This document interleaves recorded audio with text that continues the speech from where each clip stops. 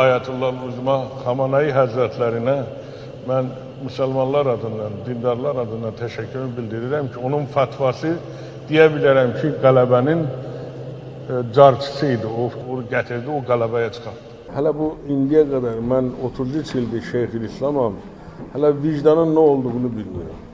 Əvvəllər şeyxin bu sözlərini yayanları yaşlı adamdır, başqa şey demək istəyir deyə dəfələrlə qınasaq da şeyxin qələbəmizi Xamenei ağası ilə bağlamasından sonra yenidən fikirləşməyə məcburuq. Fikirlərimizi də sizinlə bölüşürük. Bu günlərdə Şuşa məscidində dövlətimizin dini liderinin namazda hansısa İran Mədəniyyət Mərkəzinin rəhbərini, adı əksər hallarda İran casus şəbəkəsinin rəhbəri kimi hallanan şəxsi imam kimi önə keçirməsi, onun arxasında namaz qılması bizim kimi bir çox Azərbaycanlını qıcıqlandırdı və narahat etdi. Ona görə qıcıqlandırdı ki, namazı kiminsə arxasında qılmaq mənəvi əhəmiyyət kəsb edir. Həmin şəxsə tabi olmaq, onu izləmək mənalarını ehtiva edir.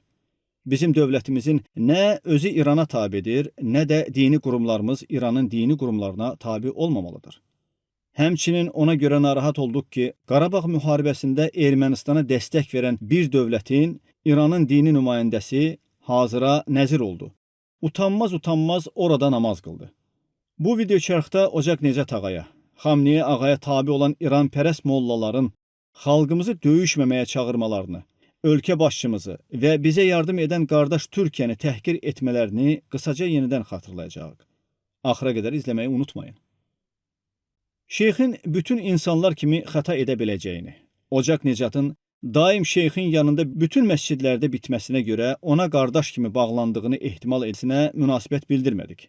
Şeyx isə qələbəni Xamenei ağanın fitvasına bağlamaqla heç nəyin təsadüfi olmadığını sübut etməyə çalışdı. Sübut etdi ki, onun ağası Xamenei ağadır, İrandır. Ümumiyyətlə, Xamenei ağa o fitvanı nə vaxt verib bilinmir. Ümumən, İslam dininə görə müharibəyə başlamaq, müharibəni əmr etmək səlahiyyətləri əmir sahibinə, yəni dövlət başçısına aiddir. Nə bizim qoşunlar, nə də dövlət başçımız 10 illərdir Xamenei ağanın insafa gəlib Azərbaycan İslam dövlətidir, Qarabağda müsəlman torpaqlarıdır deməsini gözləməyib. Bu fitva müharibə başlayanda verilibsə, niyə Xamenei ağa 30 il gözləyib? Yox, müharibədən sonra veribsə, arxadan atılan daş topuğa dəyər. Yenə də müharibə əsnasında millətimizin belə bir fətvadan xəbəri olmayıb. Müharibə dövründə İranın göz önündə verdiyi dırnaqarası dəstəklər bunlar idi.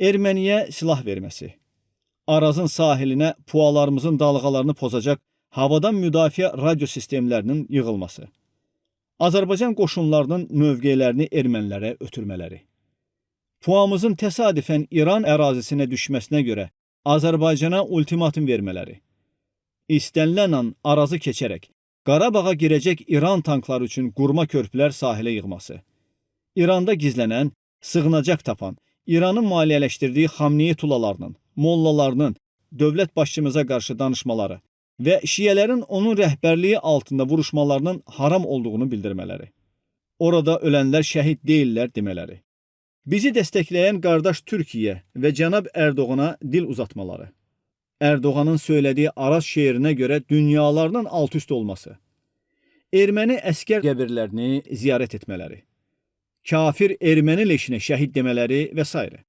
Xamenei ağadan fitva almamış bunları etmələri mümkün deyil. Bax, o fitvaları xalqımız xatırlayır. Bu şeylərin əksəriyyətini müharibə dövründə artıq izləyicilərimizə çatdırmışıq.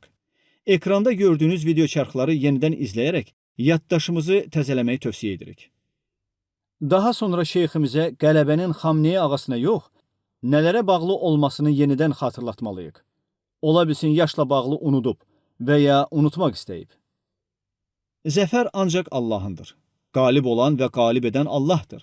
Sonra isə zəfəri şəhidlərimizin qanına, qazilərimizin itirdikləri sağlamlıqlarına, Şuşaya və digər yerlərə əli yalın döyüşməyə girən əskərlərimizin şücaətinə borcluyuq. İsti yerdə oturan 200 milyard sərvət yığan Xamenei ağanın bilinməyən fitvasına yox.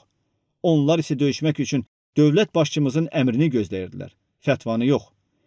Əmir sahibimizin, dövlət başçımızın qərarlığına, apardığı xarici siyasətinə, düzgün vaxt seçməkdə olan hikmətinə və xalqı bir yumruq kimi birləşdirmək qabiliyyətinə borcluyuq.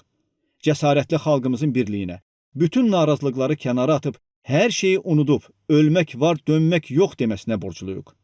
Osmanlı xilafətinin varisi olan Türkiyə dövlətinin hər şeylə və hər şeydə yanımızda olmasına, Pakistan kimi qardaş dövlətlərin Azərbaycana girərsə İrana girərəm deyərək yanımızda olmasına və digər faktorlara borcluyuq. Heç kim Xamneyi ağanın fetvasını gözləməyib. Xamneyi ağa fetva verən olsaydı, Qarabağda məscidlərimizdə erməninin donuz saxladığı vaxtlarda, Xocalıda ana bacılarımızın başına açılan oyunlar zamanı fetva verərdi.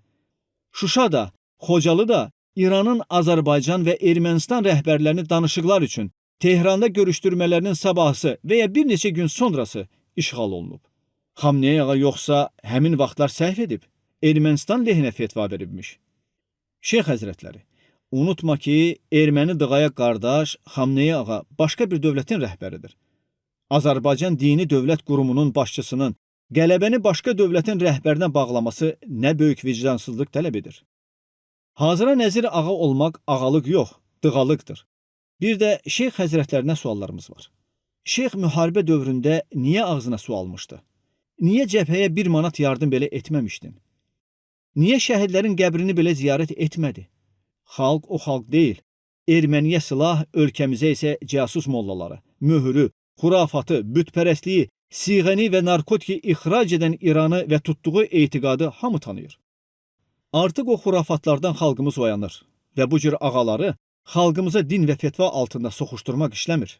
İranın Qarabağdan keçən İran-Ermənistan-Avropa narkotranzit xətti bağlandıqdan sonra gənclərimizə raqatka ilə pulsuz narkotik göndərərək qalib müsəlman gəncliyini zəhərləmək istəyi görəsən Xamneyi ağadan icazəsiz baş verir, yoxsa buna da bir fetva verilib?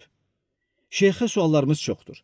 Amma şeyx axirətdə Allahın verəcəyi suallara indidən cavab hazırlasa daha yaxşı olar. Axirətdən öncə isə. Hörmətli izləyicilər, əgər video çarxlarımızı bəyənirsinizsə və siz də İslam dininin yayılmasında iştirak etmək istəyirsinizsə, videolarımızı digər sosial şəbəkələrdə paylaşın, xeyrə vəsilə olun. Unutmayın ki, elm paylaşdıqca artar. Xeyrə yönəldən onu etmiş kimi savab qazanır.